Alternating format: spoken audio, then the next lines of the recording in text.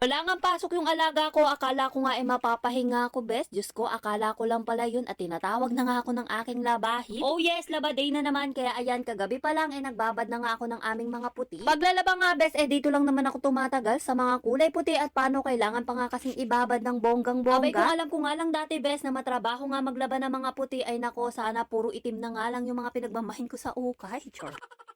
Yes, bes, sa ukay nga lang ako bumibili ng aming mga damit ni Mabi, lalo na kay mga ganitong puti at Diyos ko, kalalamig nga kasi sa katawan. Kung ibang ang damit namin ni Mabi, abay Diyos ko, may tatak nga yung bes, pero nabili ko nga lang 50 pesos or kaya 20 pesos. Yung sinasabi ko nga yun, bes, napakaraming stain, tapos ibinabad ko nga lang, nung ibinabad ko ay grabe, sobrang ganda, akala mo nga bagong bago. Kaya naniniwala nga ako sa ukay, diskartihan nga lang yan, bes, diskartihang maglaba. Pagkatapos ko hanguin yung mga puti, eto, isinalang ko na nga rin mga damit ni Natnat at syempre, umpisa na nga ako dito magbanlaw at hinahabol ko nga yung araw at napakaganda. Ito sa puti, 4 or 5 beses nga lang ako nagbabanlaw. Pero nga nagtatanong sa akin, hindi nga raw ba kami nangangate kasi nga daw 5 beses nga lang daw ako magbanlaw ng aming mga damit. So far, hindi naman kami nangangate at yung 5 banlaw na sinasabi ko bes nakarunning water naman yun kaya okay na nga sa akin yung ganung banlaw. Wala na nga akong balak dagdagan yung pagbabanlaw ko bes Diyos ko, alam niyo naman kung gaano kahirap maglaba, napakasakit sa balakang. So ayan, at dahil nga inuna ko na nga itong mga puti, abay ibababad ko nga muna siya sa pub sa isang planggana naglagay nga lang ako ng isang kutsarang tina at syempre 2 popcorn nga ang gagamitin ko dito at medyo marami-rami nga rin tong puti namin. So bago ko nga muna ilagay mga puti, imemekos-mekos ko nga muna yung aking planggana dito. Paano? Syempre kapag hindi mo nga ito nahalo ay nako, pustahan tayo bes, yung tina ay buo-buo nga dun sa kulay puti. Kaya yan, lulusawin ko nga muna siya para mamaya kapag inilagay ko yung mga puti dito hindi siya magbuo-buo. Yung iba eka nga sa akin, wag na nga raw akong gumamit ng tina at ang gamitin ko na nga lang yung perlang blue para nga daw hindi siya magbuo-buo. Kaya sa susunod na laba ko, itatry ko nga yun. Pero ngayon, bes, magtitina nga muna ako at paano isang garapon nga kasi ang binili ko at sobrang dami nga nun, bes. So, dyan, nabanlawan ko na ngay damit ni Nat. Kaya naman eto, magsasampay na nga ako ng aming mga puti. Di na ako gagamit ng spinner dito. Paano yung araw nga, bes, sobrang ganda. At sa sobrang ganda nga, bes, ay nakolcha. Kayang-kaya niya nga tuyuin yung damit namin sa maghapon. Buti na nga lang si Mabi hindi pa nga natutulog dyan. Kaya naman makakapagluto nga ako ng aming tanghalian. Kako nga sa kanya kapag nga nasampay ko na nga tong kulay puti, palitan niya nga muna ako dito saglit at magluluto muna ako ng